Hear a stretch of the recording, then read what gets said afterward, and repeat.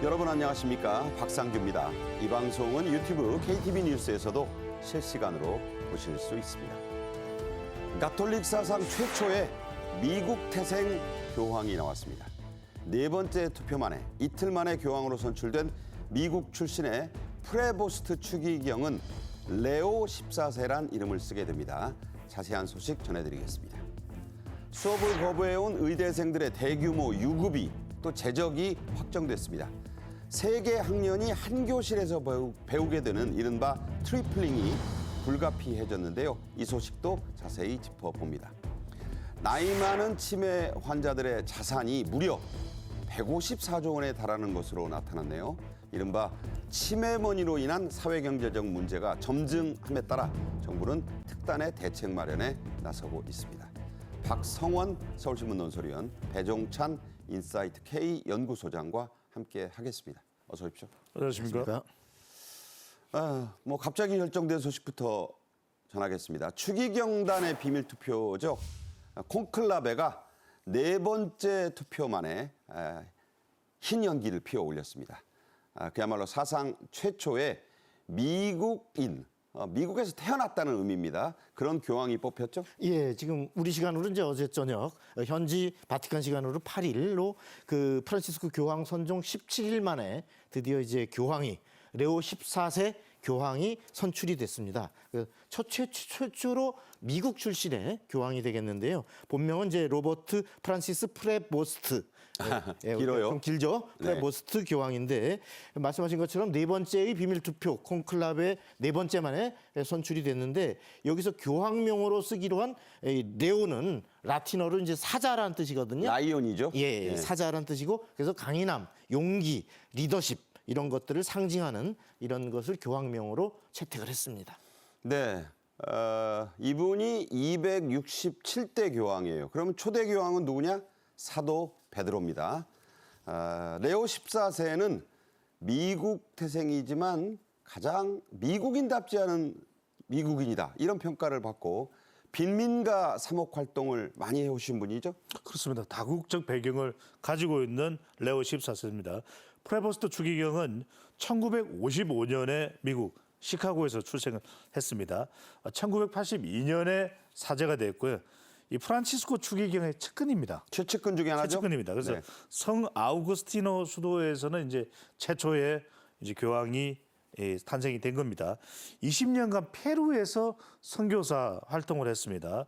이쪽 이제 사목 활동을 한 것인데 워낙 또 이 스페인어를 잘합니다. 네. 그 의사소통은 어머니가 스페인 사람이에요. 그렇습니다. 2015년에 페루 시민권을 또 취득을 했고 또 대주교가 됐습니다. 빈민가 등 변방에서 사모를 했다. 이건 프란치스코 교황과 상당히 또 닮아 있는 부분입니다.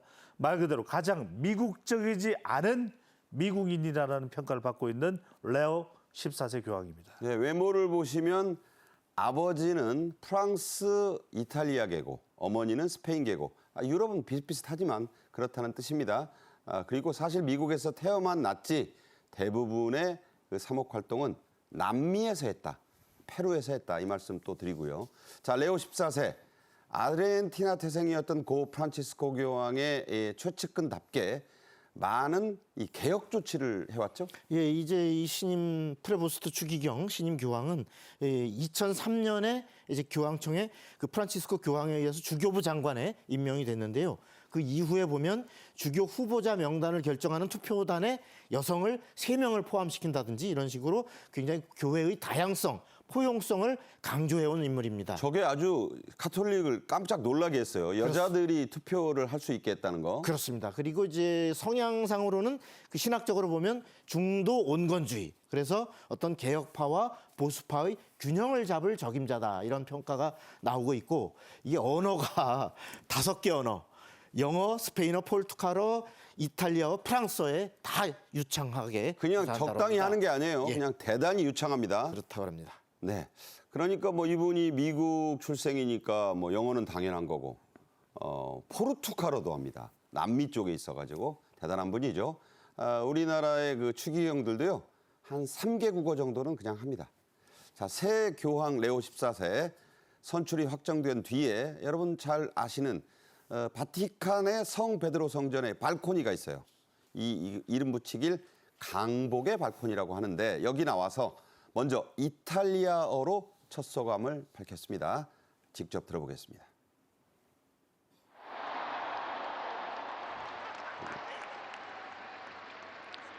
Fratelli, sorelle carissimi, questo è il primo saluto del Cristo risorto, il buon pastore che ha dato la vita per il gregge di Dio. Anch'io vorrei che questo saluto di pace entrasse nel vostro cuore, raggiungesse le vostre famiglie, a tutte le persone, ovunque siano, a tutti i popoli, a tutta la terra. La pace sia con voi. 자, 교황이 이렇게 여러 가지만, 자, 이 이탈리아의 인사를 그대로 스페인어로도 하고 마지막에는 전통에 따라 사어지만 라틴어로 합니다. 이 뜻이 뭐냐? 이 바티칸은요, 로마령이에요. 그러니까 이탈리아어 먼저 합니다. 여기 모여 있는 사람도 이탈리아 사람들이 가장 많아요. 어머니의 나라인 스페인어를 잘하는데 페루에서 자기가 활동한 것을 떠올렸다고 합니다. 그리고 라틴어까지. 대단하죠? 자, 14억이 넘는 가톨릭 신도들의 수장이 되려면 정말로 외국어도 꽤 알아야 돼요. 그러니까요. 앞서 말씀드렸듯이 또 추기경들의 또 교황이 되면은 바로 이 바티칸에 또 머무르게 되지 않습니까? 게다가 이제 레오 14세는 또 5개 국어를 기본으로 매우 유창하게 합니다.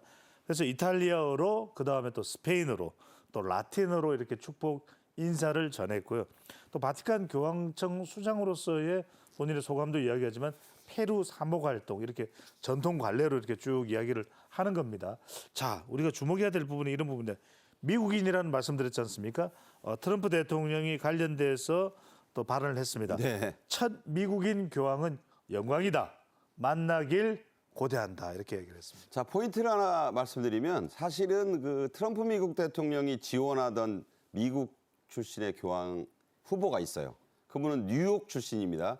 그런데 잘 안 돼서 자, 이분은 이제 원하지는 않지만 미국인이다. 뭐 이런 뜻이 되겠어요. 그렇습니다. 이 트럼프 대통령과 교황은 참 독특한 관계가 있습니다. 이전에 이제 프란치스코 교황도 일종의 가짜 뉴스죠.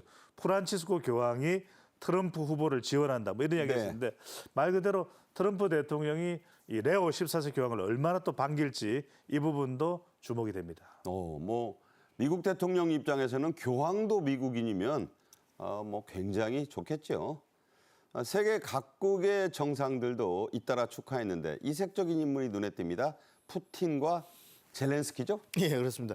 푸틴 러시아 대통령은 이제 뭐라 그러냐면 러시아와 바티칸의 건설적 대화 협력이 계속 발전할 것으로 확신한다. 이렇게 이제 축하를 보냈고, 볼로디미르 젤렌스키 우크라이나 대통령 역시 그의 리더십 아래 도덕적 영적 지원이 유지되기를 희망한다. 자, 지원이 중요해요. 그렇습니다. 그래서 어떤 교황의 그런 이 우크라이나 전쟁과 관련한 정신적, 물적 지원을 기대하는 이런 심리를 나타냈고, 안토니오 구테우스 유엔 사무총장은 전 세계가 큰 도전에 직면한 시기에 등극을 하셨다라면서 이제 우리는 평화, 사회 정의, 인간 존엄 그리고 연민을 위한 강력한 교황의 목소리를 필요로 하고 있다. 네. 이렇게 얘기를 했습니다. 우리나라는 아시아권에서 대단한 이 천주교 국가입니다. 여러 번 말씀드렸지만은 전 세계에서 유일하게 스스로 천주교를 찾아가서 받아들인 나라고 순교자가 엄청 나왔죠. 요한 바오로 2세도 우리나라에 왔었고 프란치스코 전 교황도 왔었고 자 그때 약속한 게 있어요. 2027년에 한국에 오겠다. 자 그분이 돌아가셨지만 후임자인 레오 14세 한국을 찾을 것으로 보이죠? 그렇습니다. 후내년에는 이 레오 14세 교황을 한국에서 뵐 수 있을 것으로 보입니다. 2027년에 세계 청년대 바로 WYD입니다. 서울에서 개최를 이 프란치스코 교황 때 이제 결정이 됐습니다. 프란치스코 전임 교황이 방문하겠다. 그때 꼭 한국을 가겠다. 이렇게 이야기를 약속을 했기 때문에 이 약속을 레오 14세 바로 이 프란치스코 교황의 최측근이죠. 이 한국에 방한을 할 것으로 그렇게 예상이 됩니다. 그러면 상당히 또 많은 또 가톨릭 신자들뿐만 아니라 우리 국민들로서는 또 영광 아니겠습니까? 벌써 이제 그렇게 되면 네 번째가 돼요. 그렇습니다. 2027년에 또 여기에 수많은 가톨릭 또 청년들이 운집하게 됩니다. 그만큼 우리로서는 중요한 행사가 될 텐데요. 한국을 찾는 방금 전에 박앵커 말씀대로 네 번째 교황이 될 것으로 예상되고 있습니다. 네. 자, 다음 주제 보겠습니다.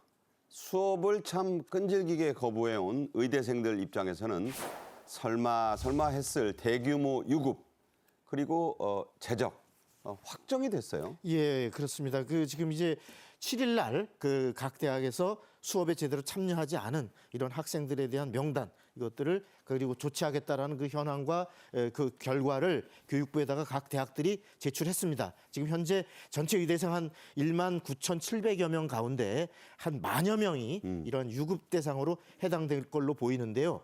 교육부와 각 대학 측은 이번에 명단에 오른 학생들에 대해서는 유급 조치가 결코 번복되는 일이 없을 것이다라고 단호한 조치를 현재 예고하고 있습니다. 네.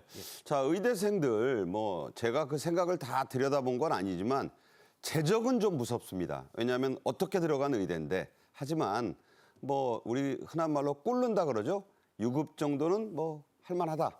이렇게 생각하는 사람들이 많은 것 같아요. 예, 이제 이유는 무엇보다도 유급이 돼도 의대생의 신분은 유지된다. 아마 이런 것이 이제 버티는 근거가 되고 있고 특히 요즘 보면 의료계 커뮤니티에다가 어차피 대선 주자들도 다 의료계 정상화하겠다고 하고 있고 네. 그러면 이런 공약에 비춰보면 다 해결이 될 텐데 선거 때 해결하자. 그렇습니다. 그래서 뭐하러 지금 들어가느냐 이런 글을 올리기도 하고 있는데 그러나 유급이 되면요. 일단 등록금이 환불되지 않습니다. 네. 그다음에 유급이 2차례 혹은 4차례 되면 대학별로 약간 다르지만 학칙에 제적이 누적되면 제적이 되게 돼 있고요. 교육부가 어떤 경우가 있더라도 의료개혁이 후퇴할 수 없기 때문에 학칙에 따라 올해는 엄정하게 운영을 할 것이다라고 분명히 하고 있기 때문에 조금 추이를 두고 봐야 될 것 같습니다. 평생이 걸려 있으니까 돈 몇 천만 원이나 그 정도 쉬는 거는 괜찮다고 하는 의대생들이 있는 것 같으니까 과연 교육당국이 선거에 관련 없이 어떻게 할지 좀 지켜봐야겠습니다. 문제는 이 의대생들이 몰리게 되는 상황, 그게 이제 내년에 와요. 더블링도 있고 트리플링도 있고 설명을 좀 부탁합니다. 그렇습니다. 이게 뭐냐면 학년이 같이 몰리는 거죠. 유급이 되니까 3학년도 못 올라가고 2학년이 됩니다. 1학년은 2학년으로 못 올라가고 1학년이 됩니다.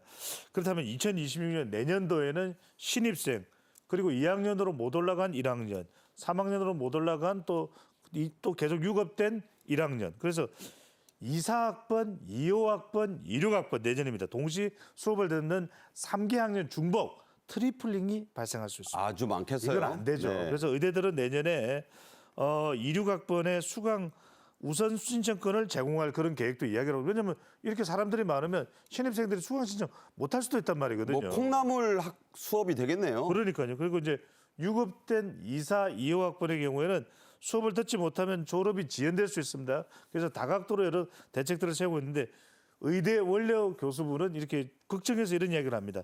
트리플링은 사실상 교육 자체가 불가합니다. 말 그대로 박앵커 말씀대로 콩나물 교실에서 수업이 제대로 되겠습니까? 그것도 이제 사람 생명 다루는 의술 배우는데. 그럼요. 해부학 수업 이런 건 어떻게 되고 그래서 말 그대로 특단의 대책이 필요할 것으로 보입니다. 네. 대선 국면을 또 활용하겠다는 얘기가 일부 강경파들로부터 나오는 모양인데 그런 거 안 됩니다. 정말 제발 좀 제대로 이 원칙에 따라 처리했으면 좋겠네요. 의대생들의 수업 거부 현황 어떤가요? 지금 이제 한 40개 의대를 통해서 취합된 교육부가 파악하기로는 4월 말 현재 보면 한 30% 정도가 수업에 이제 복귀한 것으로 이렇게 파악되고 있는데 지금 이제 의대생의 그 단체 대표들은 자퇴 결의까지를 했습니다. 네. 그러면서 단일 대우를 유지하겠다 이렇게 하고 있는데 아마도 이렇게 나오는 데는 아까도 말씀드린 대선 이후에 뭔가 좀 의대생들 다 좀 좋게 이렇게 가지 않겠냐라고 아마 그동안 교육당국이 또 엄정하게 하겠다라고 했다가 학칙 적용해서 몇 번 후퇴했던 적이 사실 있거든요. 전례를 줬죠. 예, 그런 것들을 비추어서 지금 이렇게 버티고 있는 것 같은데 그러나 이거를 유념해야 됩니다. 지금 주요 대선 주자들 전부 다 그 학생들의 수업 복귀는 요구하고 있습니다. 네. 정상화라는 개념 속에는 학생들은 당연히 수업에 복귀하는 걸 전제로 하고 있다는 점을 의대생들도 좀 유념할 필요가 있을 것 같습니다. 그러니까 이제 아무리 선심 공약이 나와도 공부 안 한 학생들에게 특혜를 주는 거는 그렇습니다. 다른 수많은 학생들이 보고 있잖아요. 그렇습니다. 가장 중요한 형평의 가치에 어긋난다. 네. 유념을 좀 했으면 좋겠습니다. 그게 뭐 특혜가 아니거든요. 그런데 일부 의대생들 수업은 거부하는데 장학금은 또 신청한다고 해요. 다 이건 무슨 소리입니까? 그러니까 이것도 형평성 또 윤리성 이 부분을 지적받을 수밖에 없는 것인데 1학기 의대생 국가장학금 신청이 약 4,600명이나 됩니다. 많이 했네요. 대학별로 좀 나눠서 구체적으로 보면 서울대 의대생이 241명, 조선대 235명, 고려대 219명, 연세대 본교 148명 뭐 이렇게 되는데 문제는 뭐냐면 2024년 1학기 그러니까 작년과 비교해 보면 많이 줄긴 했어요. 작년에는 무려 7,210명. 그래도 작년 1학기는 어느 정도 정상적으로 수업이라도 이루어졌다면 그렇죠. 올해는 아니잖아요. 그런데 박영익께서는 작년 한 해 의대생들에 주어진 장학금이 얼마인 줄 아세요? 얼마입니까? 100억입니다. 100억 원. 그러니까 100억이나 주고 열심히 해서 훌륭한 의사가 탄생되면 모르겠는데 이런 부분에 대해서 과연 어떤 조치 또 마음가짐을 해야 될지 주목이 되고 있습니다.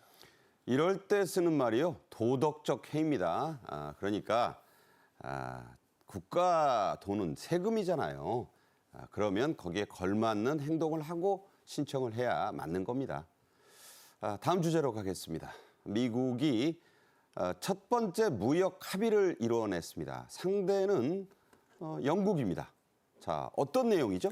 예, 이제 그 어제 백악관에서 트럼프 대통령이 미국이 지난달 상호 관세를 발표한 이후에 첫 통상 합의 타결을 영국과 이뤘다라고 이제 발표를 했는데 지금 하워드 러트닉 상무장관의 설명에 따르면 영국산 자동차의 경우 연간 10만 대까지는 관세를 10%만 부과하겠다. 되게 싸네요. 지금 우리가 아다시피 자동차 관세는 품목 관세를 25%로 예외 없이 하겠다라고 절반 이하네요. 그렇습니다. 그렇게 매겨놓은 건데 그에 비추면 가장 최혜의 특혜를 지금 영국에게 주는 것으로 첫 타결에 테이프를 끊었습니다. 그리고 철강과 알미늄 이거 역시도 지금 25%의 품목 관세가 부과돼 있는데 0% 무료. 그렇습니다. 공짜. 예, 0%로 관세를 매기지 않는 것으로 상당히 파격적인 것으로 영국과 첫 단추를 꿰었는데 키어 스타머 영국 총리 이 결과에 대해서 입이 귀에 걸릴 정도로 아주 그 환상적이고 아주 그 역사적인 이런 판타스틱 앤드 히스토릭. 그런 합의가 됐다라고 하는데 이렇게 미국이 파격적으로 조치를 취한 것은 아마도 오랜 역사와 동맹 관계를 갖고 있는 영국에 그러나 영국도 10%는 물러서지 않는 이러한 것으로 첫 고리를 어쨌든 꿰다는 성과를 갖고 이제 나머지 국가들과의 협상을 밀어붙이려고 하는 이런 포석으로 보입니다. 박 의원 설명하셨지만 잉글리시를 쓰는 나라잖아요. 그리고 미국이 영국에서 건너왔잖아요. 저는 좀 어느 정도 예상했습니다만 참 파격적 혜택을 줬어요. 자, 이러자 우리도 지금 자동차, 철강, 알미늄 다 걸려 있잖아요. 그러니까 뭐 영국만 봐주나? 우리도 할 말이 생겼습니다. 희망적으로 들리네요. 그러니까요. 어떻게 의사소통을 하느냐, 어떻게 협의 협상을 하느냐가 매우 중요해진 겁니다. 아니 그동안에는 미국이 그랬잖아요. 품목 관세는 협상 대상이 아니라 그랬죠. 네. 상호 관세만 협상 대상인데 이번에 영국에 보면은 품목 관세도 다 협상이 되는 것이거든요. 그만큼 우리에게는 희망적이다. 영국도 자동차 관세 인하에 성공했기 때문에 우리도 대미 수출에 가장 크게 이익을 보는 것이 자동차이기 때문에 이 부분도 기대감이 커집니다. 러트닉 상무장관이 이런 이야기를 합니다. 영국은 소고기, 기계, 농산물 시장 개방에 동의했다. 그러니까 어떤 선물을 줬을 때 어떤 보상을 받는가가 나오는 것이거든요. 그래서 러트닉 상무장관의 이야기를 들으면 영국은 100억 달러 규모의 보잉 항공기도 구매를 결정했다. 그렇다면 우리는 내세울 거는 우리는 조선업이라든지 LNG라든지 이런 부분들을 아주 구체적으로 섬세하게 우리가 협의의 테이블에 올려놓을 필요가 있을 것으로 보입니다. 참 키어 스타머 총리 운이 좋은 사람입니다. 본인 노력보다는 미국 트럼프 대통령이 그런 이 선물 보따리를 안기면서 판타스틱한 역사적인 합의를 이뤄냈습니다. 자, 문제는요. 사실 영국이 아니죠. 미국과 중국과의 협상입니다. 드디어 첫 협상 영세 중립국으로 잘 알려진 스위스에서 열리죠. 그렇습니다. 이제 스위스에서 10일부터 열리는데 트럼프 대통령은 이제 이와 관련해서 기자들이 자 145%라는 아주 고율의 대중국 관세 이거가 철회될 가능성이 있느냐라는 네. 질문을 받았습니다. 이에 대해서 no. 아니다라고 일단은 분명하게 강경 방침을 유지했어요. 그래서 이제 이 10일 날 이 협상에는 첫 그 중국과의 협상에는 스콧 베선트 재무장관하고 제이미스 그리어 무역대표부 대표가 들어가고 중국 쪽에서는 허리펑이라는 국무원 부총리가 실세예요. 예, 우리 네. 치면 경제부총리 아마 해당할 텐데 그렇죠. 예, 이렇게 해서 협상이 이루어지는데 그러나 협상의 여지는 있어 보이는 것이 트럼프 대통령이 또 이런 설명을 했어요. 너무 많은 면세를 만드는 것을 검토하고 있지는 않다.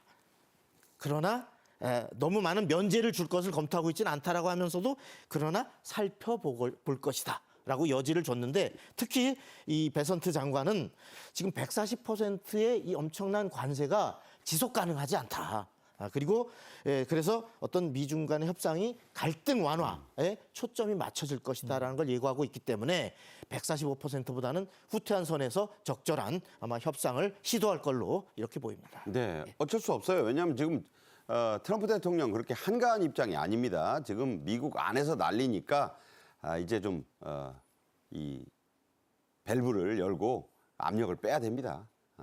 자, 중국은 반미 연대를 강화하고 있습니다. 중국과 러시아와 중국의 정상회담이 열렸죠. 그렇죠. 중국도 반미 친구를 찾았습니다. 바로 네.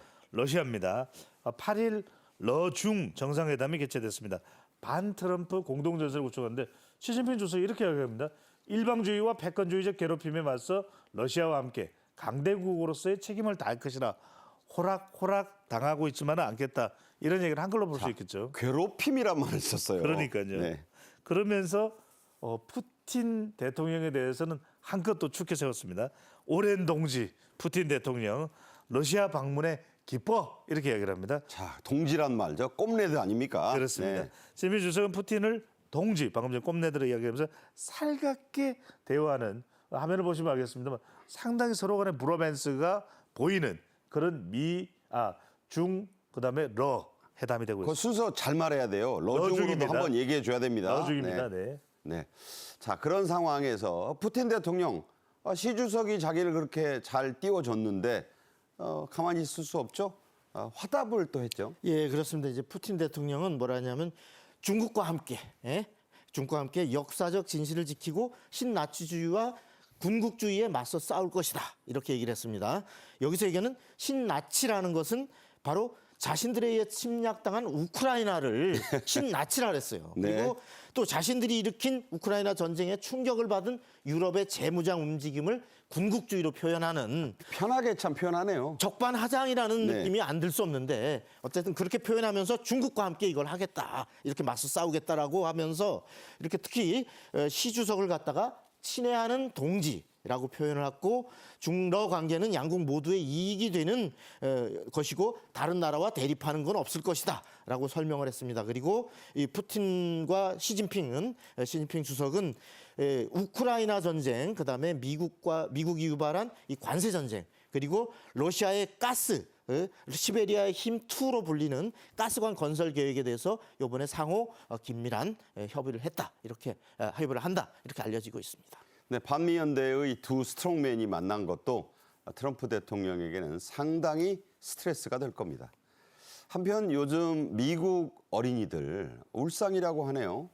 장난감 때문이라고요? 그러니까요. 박영께서도 미국 가보신 적 있을 텐데 미국에서 대형마트 가보면 이런 장난감 크고 너무 좋은데 값이 괜찮네 이러면서 아이들 선물 줘야지 이렇게 들춰보면 메이드 인 차이나 아니면 메이드 인 타이완입니다. 타이완 중국산 돼 있습니다. 근데 미국 유아용품 시장의 70여 %가 중국산입니다. 그러다 보니까 관세 직격을 맞을 수밖에 없는데 미국 안전 기준이 엄격하기 때문에 미국 자체적으로 국내에서 생산할 수 있어 이렇게 가격을 싸게 하기는 어려운 것이거든요. 그러다 보니까 유아용품 공급망이 미국 자체적으로 제한적입니다. 대표적인 유모차 업체가 그러다 보니까 이게 수입을 해서 관세가 이제 올라가다 보니까 유모차 카시트에 약 20% 가격을 인상합니다. 자, 그러면 이 부담이 어디로 가겠습니까? 고스란히 소비자, 아이들의 부모로 갈 수밖에 없다 보니까 그러다 보니까 지금 아이들의 부모로부터 미국 내입니다. 원성이 잦아지고 있습니다. 우리나라에서도 많이 쓰는 겁니다. 베이비 조거, 뉴웰 이런 상품들이 값이 20%나 뛰었다고 하네요. 결국 트럼프 대통령도 이 미국 내의 물가 상승, 이른바 인플레를 인정했습니다. 직접 들어보겠습니다.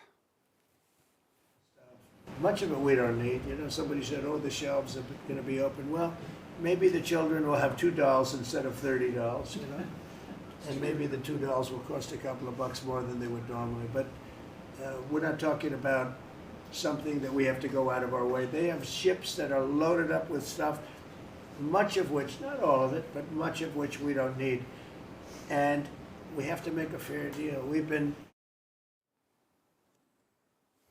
자, 그런데 트럼프 대통령 진짜 사과 대신에 더 좀 버텨라라고 하고 있습니다. 이게 중국은요, 공산주의 국가니까 버티라면 버텨요. 그런데 미국 간단치 않습니다. 그래서 지지율 또 내년 11월 중간 선거에 도움이 되겠어요? 아마 쉽지 않을 걸로 보입니다. 지금 아까 트럼프 대통령 방금 들으셨듯이 자, 아이들이 인형을 그동안 30개를 갖고 놀았다면 이제는 대신 한 2개 정도를 가질 수밖에 없는 뭐 이런 말하자면 인형 가격이 평소보다 몇 달러 비싸지는 것, 이것은 불가피해졌다라고 하는 현실은 인정할 수밖에 없었습니다. 그러면서도 이제 보면은 워싱턴 포스트나 이런 데서 평가를 보면은 이 미국인들한테 트럼프가 인내를 요구하고 있다. 네. 버티라고 요구하고 있다. 네. 즉, 이 관세 전쟁을 벌여서 미국을 더 부유하게 만들면 그 혜택이 미국민에게 오겠다고 했지만, 그러나 최근에 관세가 물가에 미치는 이 영향, 그리고 이것을 아무리 미국의 경제 체질을 개선하기 위한 것이라고 합리화하지만 그 막대한 비용을 국민들에게 감내하라고 버티기를 주문하고 있는데, 많은 미국민들, 특히 서민들 입장에서는 이런 억만장자들의 논리로 이렇게 경제 정책을, 관세 전쟁을 일으키면서 그것들의 고통을 감내하라고 하는 그렇게 된 그 고통이, 그 아우성이 지금 이 미국민들에게는 이런 아우성으로 돌아오고 있다. 이것을 언제까지 감내하기는 어렵다라고 지금 유력 언론지에서 다 이렇게 평가를 하고 있기 때문에 내년 중간 선거에서 상당한 부담으로 돌아올 걸로 보입니다. 네. 저도 미국에 뭐 지인도 있고 가족도 나가 있는데 얘기 들어보니까 계란값이 한 2,000원, 3,000원 한다 그러고 한식당 설렁탕 한 그릇에 한 3, 4만 원 한답니다. 이거 버티겠어요? 다음 주제로 가죠. 치매는 본인은 물론이고 가족들에게도 참으로 힘든 질환이죠. 환자 본인도 기억 못하는 이른바 치매머니. 내 돈이 어디 있더라? 이런 거 말하는 거예요. 이게 154조 원에 이른다고 합니다. 그야말로 심각한 경제, 사회적 문제를 야기하는 이 치매머니에 대해 집중적으로 좀 알아보는 시간 갖겠습니다. 먼저 영상 보겠습니다. 우리 나이엔 이런 게 다 마지막일 수 있잖아. 우리 잘못 아니요. 세월 이기는 장사 어딨냐. 근데 사는 데까지 버티는 거야.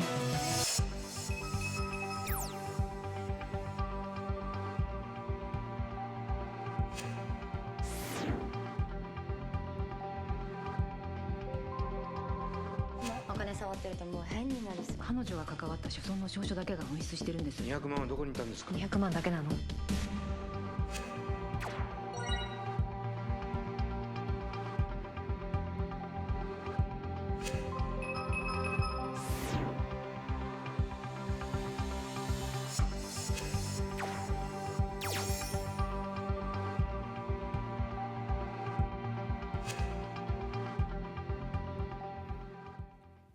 네, 일본 영화 종이달 보셨지만 왜 일본 영화냐? 지금 일본은 이거 시작된 지가 엄청 오래됐어요. 그래서 일본 영화입니다. 저출산 고령사회위원회, 이른바 저고위가 치매머니 실태를 조사했습니다. 규모 엄청나네요. 그렇습니다. 고령자, 치매 환자의 바로 재산 아니겠습니까? 저출산 고령사회위원회가 고령 치매 환자 재산을 첫 전수조사를 했습니다. 2023년 기준인데요. 치매머니가 154조 원, GDP의 6.4%나 됩니다. 저게 다 잠겨 있는 거죠. 그렇습니다. 1인당 평균 자산이 2억 원인데 부동산 자산이 큰 부분입니다. 부동산 자산만 3조 원이나 됩니다. 아파트 상가 다 그렇다는 거죠? 그렇죠. 네. 자, 이렇게 엄청납니다. 그래서 이 전수조사를 했고 또 GDP의 6.4%라고 하면 실제로 엄청난 거 아니겠어요? 그렇죠. 왜냐하면 이게 사실은 우리가 GDP라는 것이 국가의 경제력을 의미하는 것인데 이게 묶여 있는 겁니다. 그게 6.4%라는 것은 우리 경제에도 돈맥 경화를 일으키는 부분으로 봐야 되겠죠. 네. 자, 이 치매머니, 치매로 인한 경제적인 손실, 이 잠겨 있는 돈을 그렇게 표현하고 있어요. 사회 경제적으로 소위 이 동맥 경화가 아니라 돈맥 경화를 유발한다.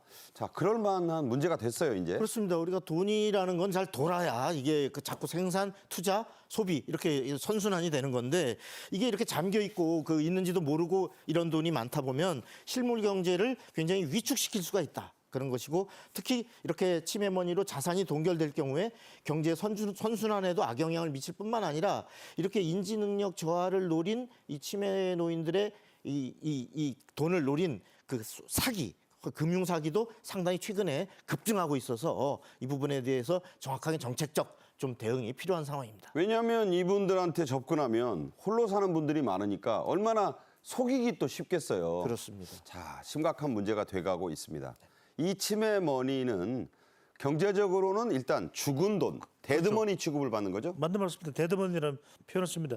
치매 환자 외에는 본인이 직접 금융거래를 할 수 있으니까 말 그대로 사실상 죽은 돈이죠. 가만히 있는 돈입니다. 그러다 보니까 치매 환자들의 경제활동에 대해서는 또 법적 분쟁의 소지가 크거든요. 이게 정상적인가 아닌가. 가장 큰 문제는 앞서 이제 일본 영화 종이다리에서도 봤지만 판단 능력이 저하된 이 치매 환자들을 대상으로 한 온갖 사기가 난무할 수 있습니다. 그러다 보니까 금융 사기에 노출될 수 있는 피싱, 스미싱 등 각종 위험이 문제가 되고 있습니다. 네. 자, 심각합니다. 이거 아들, 자식, 뭐 이 사위, 뭐 며느리 전혀 모르는 돈이라고 합니다. 치매머니는 말 그대로 주인도 모르는 돈이기 때문에 한참 나중에 발견되는 경우가 많다고 해요. 예, 그렇습니다. 이제 경기도에 있던 한 국가유공자 노인의 사례인데요. 이게 통장에 돈이 들어오면 5만 원권으로 인출을 해가지고 꼬박꼬박 집에 러닝머신에다가 이렇게 보관을 했었습니다. 그래서 하필 거기다. 예, 그래서 4,800여만 원이 모여 있었는데 이 치매로 이거 돈을 모아왔다는 사실 까맣게 잊고 있어가지고 그 딸이 분리수거할 때 이 러닝머신을 버렸어요. 아이고. 근데 다행히도 이 수거업자가 이상한 돈이 들어있어서 경찰에 양심적인 분을 만났네요. 신고를 했고 네. 그래서 결국은 돌아왔습니다만 이런 경우도 있고 또 일본에 있었던 사례지만은 우리로 치면 기초수급자가 이렇게 생활고를 겪었는데 알고 보니까 1억 원 넘는 돈을 장롱 속에 현금으로 갖고 있더라. 이런 사례들도 있어서 상당히 많은 이런 경우들이 있는 것 같습니다. 과거에 뭐 수사반장이라는 드라마 어렸을 때 보면은 뭐 베개에다 넣어두시는 분도 있고 기상천외한 곳에들 감추십니다. 자, 인지 능력이 크게 떨어지는 이 치매 환자분들의 약점을 악용해서 돈을 빼돌리는 경우도 많아요. 그렇습니다. 온갖 수단 방법을 가리지 않고 사기 행각을 하게 되는 건데요. 사기의 표적이 되는 여러 형태들이 나오고 있습니다. 사기 표적을 금융사기 표적이죠. 손자를 행세를 하면 제가 손자입니다 이러면서 1억 4천만 원을 유용한 경우, 지인이 계좌번호를 알아내서 주기적으로 인출하는 그런 경우도 있고요. 한 달 뭐 일주일마다. 간병인도 있습니다. 간병인이 수차례 걸쳐서 총 12억을 인출한 그런 사고도 있었고 사건도 있었고, 문제는 뭐냐면 또 상속 분쟁의 씨앗이 되는 것이 간병하는 아들이 형제들 몰래, 아니 엄마가 아버지가 그렇게 나에게 주라고 했단 말이야, 이렇게 되면서 큰 사고가 되는데, 치매머니에서 시작되는 상속 분쟁이 혈육 간의 다툼으로도 번지게 되고요. 또 사기의 표적이 되거나 간병인이 앞서 말씀드렸죠, 횡령을 하는 각종 악용 사례가 수두룩하게 나타나고 있습니다. 네. 참 이미 우리나라는 고령 사회를 넘어 초고령 사회로 진입해 있습니다. 자, 그러니까 우리나라에서도 앞으로 갈수록 심각해질 문제 아니겠어요? 예, 지금 우리가 65세 이상 중에 이 치매, 지금 현재는 23년 통계로 124만 명으로 현재 추산이 되는데 많아요. 예, 2050년에 가면 이 숫자가 396만 명으로 특히 급증할 걸로 예상이 되고요. 오. 이분들이 보유하고 있는 이른바 치매 머니 역시도 488조 원에 육박할 것으로 이렇게 추산이 됩니다. 이렇게 되면 바로 이 2050년에 그 예상되는 인구의 이제 10%를 차지하는 396만 명이 보유하는 이러한 치매 머니가 당시 예상되는 GDP의 대략 15%까지 급증할 것으로. GDP의 15%. 그렇습니다. 현재는 아까 6.4%라 그랬죠. 이것이 GDP의 15%까지 치솟을 것으로 이렇게 잠자는 돈이 늘어난다. 이렇게 초고령화가 빨라짐에 따라서 바로 그 치매머니도 폭발적으로 증가하기 때문에 이것들에 대한 정확한 정책적 대응이 지금 시급한 이런 상황입니다. 흔히 우리나라 노인분들 쌈짓돈이라고 하잖아요. 손주 주려고. 나 혼자의 비상금 필요해서 충분히 이해가 가는데 이 어른들이 이 주변의 일절 자녀들에게도 안 알리고 갖고 계시다가 치매가 갑자기 오면 이 돈은 행방불명이 되는 거예요. 자, 특히 아까도 보셨지만 우리나라 노인분들 부동산에 이 큰 돈을 묶어놓는 분이 많습니다. 역시 부동산이야 이러면서. 그래서 다른 나라들에 비해서 특히 더 주의가 필요하죠. 그렇습니다. 베이비부모 세대다 보니까 내 집 장만을 한 세대 아니겠습니까? 고령 치매 환자들 대부분이요. 부동산에 묶인 치매 머니만 114조. 아까 말씀드렸습니다. 부작용이 더 심화될 수 있는 겁니다. 왜냐하면 거래가 안 됩니다. 베이비부모의 자산이 80%가 부동산이기 때문에 동결될 때는 경제 위기가 초래될 수 있든 아예 거래가 안 되는 거죠. 그러면서 치매 부모의 부동산 자산을 활용하기도 어렵기 때문에 또 치매 걸리기 전에 뭐 영모기질을 한다든지 신탁을 한다든지 이런 경우는 모르겠습니다만 실제로 이렇게 자녀들이 이것 때문에 파산하는 그런 사례도 벌어지고 있습니다. 그러니까 본인도 못 쓰고 자식들한테도 못 물려줘서 가정 경제가 붕괴될 수 있겠어요. 맞습니다. 그런 사이에 듣도 보도 못한 사기꾼들이 파고들 수 있다. 참 심각한 문제입니다.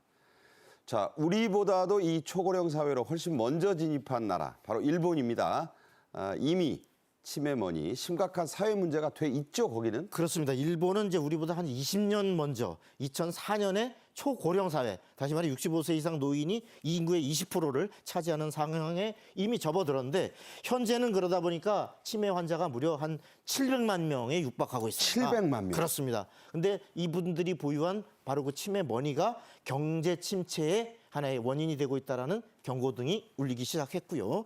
특히 이제 그 인구로 따지면 현재 아까 65세 인구의 16%가 이제 치매인데 이러다 보니까 이분들이 보유한 치매 머니가 2030년을 기준으로 한다면 약 215조 엔 2,000조 원이에요. 그렇습니다. 약 2,000조 원에 육박할 것으로 보고 특히 이것이 GDP에서 차지하는 규모로 보면 GDP의 무려 40%가 치매로 잠긴 자산이 될 수 있다. 그러니까 일본 경제가 치매로 망할 수도 있겠어요. 그렇습니다. 네, 이거 쉽지 않습니다. 자, 그래서 일본 당국 이른바 신탁 제도를 일찍부터 활용해 오고 있죠. 그렇습니다. 이런 사태를 대비해서 만든 제도인데 일본은 치매 대비 가족 신탁을 이제 활성화하는 걸 맡겨두는 겁니다. 그러니까 자산 관리를 사전에 이제 위탁을 해둡니다. 자산 사용 목적을 이제 제한할 수도 있고요. 그래서 생활비, 교육비로 이것으로 쓰는 돈은 내 돈을 미리 맡겨두니까 쓸 수 있어요 하는 것이죠. 그러니까 다른 거는 안 되고 안 생활비하고 교육비. 그렇습니다. 그래서 가족 신탁이 부정 사용을 방지하기 위해서 감독인을 지정도 할 수 있고요. 또 사회복지협회, 비영리법인, 은행이 협력을 해서 이런 치매 노인의 자산을 관리를 해주는데 기관이 미리 치매 노인의 자산을 맡아두고 은행을 방문해서 인출을 하는데 이게 중요한 거예요. 세 가지가 확보가 됩니다. 신뢰성, 투명성, 편의성. 이것만 된다 그러면 우리도 벤치마킹을 해서 검토를 해볼 필요가 있을 것으로 보입니다. 그러니까 기관이 미리 자산을 맡아두고 그 기관이 이제 특정 용도로만 인출해주는. 그렇습니다. 좀 안전이 담보가 되겠어요. 그렇죠. 그러니까 그 기관이 공공성이 있기 때문에 믿을 수 있기 때문에 가능한 것이고 일본 사회는 그런 부분들을 이제 제도화해서 안정성을 계속해서 확보를 해온 것이죠. 네. 자, 또 일본 얘기하지 않을 수 없습니다. 우리보다 먼저 해서 그렇죠. 후견인 제도를 갖고 있고 이걸 또 계속 확대하고 있죠? 예, 그렇습니다. 이제 성년 후견인 제도라 그래가지고 이제 가족이나 변호사, 법무사와 같은 전문직 이런 종사자들에게 한 월 2만 엔에서 6만 엔, 그러니까 우리 돈으로 한 20만 원에서 한 60만 원 정도를 주고 네. 이렇게 후견인으로 지정을 하면 자금을 관리하고 입출금을 맡아주는 이러한 그 제도가 이제 성년 후견인 제도인데요. 이 지금 이용이 꾸준히 늘고 있습니다. 그리고 상대적으로 아마 친인척보다는 이 전문직의 후견인을 선호하는 추세가 늘고 있는데 일본 정부도 이것을 활성화하려고 성년 후견 제도 지원금이라는 게 있는데 이것을 작년에 증액을 했습니다. 그래가지고 우리 돈으로 원래 80억 원 정도 지출하던 걸 한 114억 원을 지원을 해서 이런 성년 후견인 제도를 더욱 활성화하도록 이렇게 조치를 했습니다. 우리나라에서는 뭐 치매가 아니라도 자식들한테 뭐 사업한다고 돈 맡기는 순간 인생 끝장이다 이런 얘기 나오거든요. 그러니까 치매 걸리기 전부터 자식에게는 사랑과 교육을 물려주는 것이지 돈을 덕복덕복 주는 건 아닙니다. 자, 일본 사례를 하나 더 보죠. 지자체 예산으로 치매 환자들의 보험료도 아주 큰 폭으로 낮춰준다고요? 그렇죠. 이게 뭐냐면 치매 환자들이 사실은 의식이 분명치 않잖아요. 그러면 나가서 사고를 일으킬 수 있습니다. 그러니까 어디 물건에 손을 댈 수도 있고요. 누군가 뭔가 이렇게 사고 일어나는데 원인이 제공될 수 있습니다. 그럴 때 그 보상을 어떻게 하냐? 일본은 치매 노인 사고 구제 제도를 시행합니다. 보험료를 이제 대신 납부해 주는 거죠. 치매 환자로 인한 사고 발생. 우리 이런 경우들 기억나시고, 아이 엄마 그거 가지 말라 그랬잖아. 왜 그래? 그 과일 상자 왜 넘어뜨리고 그래? 이런 일이 벌어질 수가 있습니다. 그러면 이럴 때 지자체에 가입된 보험으로 환자 가족들이 이 보상을 해주는 것이 아니라 지자체가 알아서 그냥 그걸 보상을 해주는 겁니다. 보험료도 싸네요. 공적 제도죠. 개인 부담 보험료가 최대 2,000원, 200엔이기 때문에 치매 진단서 등 조건을 갖추면 가입을 할 수 있고 우리도 치매 환자가 정말 많이 늘어나고 있습니다. 그렇죠. 빨리 이 제도만큼은 급히 신속하게 도입을 할 필요가 있을 것으로 보입니다. 치매 초기 증상이 별게 아니에요. 갑자기 화를 낸다. 그리고 자꾸 무슨 말귀를 못 알아듣는다. 그런 증상이 부모님에게 갑자기 나타나면 가까운 병원에 가서 검사부터 받아봐야 됩니다. 이 검사 돈 별로 안 들고요. 절차도 간단합니다. 자, 우리나라의 치매 관련 정책들 아직은 뭐 일본에 비해서는 좀 떨어지는 편인데 실태가 어떻습니까? 예, 결론적으로 상당히 미비합니다. 우선 그래서 굳이 찾자면 지금 이제 치매 공공 후견인 제도라는 게 있어요. 이게 치매 환자들에게 이제 법원이 법적 후견인을 지정하도록 이렇게 하는 제도인데 이게 지금 2018년부터 시행은 되고 있습니다만 지금 이용이 실제 지금 누적 전체 신청된 이용이 680건에 불과합니다. 네. 이렇게 이용이 저조한 이유는 무엇보다도 치매 환자와 소통을 하는 것이 우선 자체가 쉽지 않고 시간이 많이 들다 보니까 또 활동비 지원도 적어서 이렇게 해서 아직 활성화되고 있지 못한데 그리고 또 현재 우리나라에는 어떤 치매 노인을 대상으로 하는 공공 신탁 제도도 없습니다. 이거는 뭐냐면 선진국에서는 이렇게 정부나 공공기관이 수탁자가 되어서 치매 노인의 자산을 관리해주는 제도인데 이런 여러 면에서 보면 우리의 경우는 아직도 제도가 많이 불비하다. 이렇게 볼 수 있겠습니다. 자, 다른 정책 뭐 돈 푸는 것도 좋고 다 좋아요. 그런데 정책의 핵심은 세심한 데 있는 겁니다. 이 디테일. 그래서 지금 후보로 나서신 분들 이런 데도 좀 살펴야 된다 이런 생각을 해봅니다. 자, 우리 정부도 일본의 사례들을 참고해서 올 연말까지는 이 다양한 정책들을 좀 마련하겠다고 했어요. 예, 그렇습니다. 한 3가지 정도 우리가 짚어볼 수 있는데 먼저 치매 환자의 자산 관리를 위해서 민간 신탁 제도를 개선하고 또 치매 공공 후견인을 확대하는 이런 대응 방안을 마련할 예정입니다. 이렇게 또 정부와 어떤 그 국민연금공단이 특히 이제 수탁자가 되어서 고령자의 자산 관리를 대신해주는 공공 신탁 제도 이것도 도입을 추진 중에 있습니다. 좀 믿을만 하겠어요. 연금공단이 하면. 그렇습니다. 이렇게 이제 주영환 저출산위원회 부위원장의 설명에 따르면 이제 이번에 그 치매 머니에 대한 실태 조사를 시작으로 해서 해마다 치매 머니 규모의 변동상을 공개하고 또 치매 머니의 관리 지원 대책을 연말까지 마련해서 기본 계획에 반영하겠다. 이렇게 설명했습니다. 자, 이 방송 보시는 분들 당사자인 노인분들도 그렇고 자녀분들도 그렇고 살펴보시는 게 좋습니다. 나중에 낭패 볼 수 있습니다. 자, 치매머니 제도를 이용하는 것도 중요하지만 이런 말 나오잖아요. 욜로. 노인분들도 자신을 위해 건강할 때 쓰시고 가라. 이게 중요하다. 물려주는데 급급하지 마라. 자, 어떻게 보십니까? 써라. 애끼면은 그것도 나중에는 뭐 쓰지도 못하는 거 아니겠습니까? 좀 속된 표현으로 뭐 X된다 말도 그러니까요. 있잖아요. 치매 머니는 결국 쌓아두다가 못 쓰는 돈입니다. 지혜로운 소비가 답입니다. 나를 위한 소비가 우선. 무작정 모으지 말고 다 쓰고 가라. 공술의 공수가 아니겠습니까? 실제로 공수의 공수고. 그런 영어 표현이 있습니다. Die with zero. 예. 그래서 영모기지를 통해서 부동산을 할 수 있는 방법도 있고 자식에게 주지 마라. 아까 방위급에서 말씀하셨고 말 그대로 웰빙 자산으로 나를 위해서 소비하면 좋겠습니다. 끝으로 이 말씀 드릴게요. 세계적인 부자 한 사람, 여러분 말씀하시는 다 아는 그 미국의 떼부자 이런 말을 했습니다. 나는 결코 부자로 죽지 않겠다. 기부 다 하겠다는 얘기입니다. 지금까지 박성원 의원, 배종찬 소장과 함께했습니다. 고맙습니다. 감사합니다. 건강하고 행복한 주말과 휴일 보내세요. 저는 다음 주 월요일 오후 1시에 다시 찾아뵙겠습니다. 고맙습니다.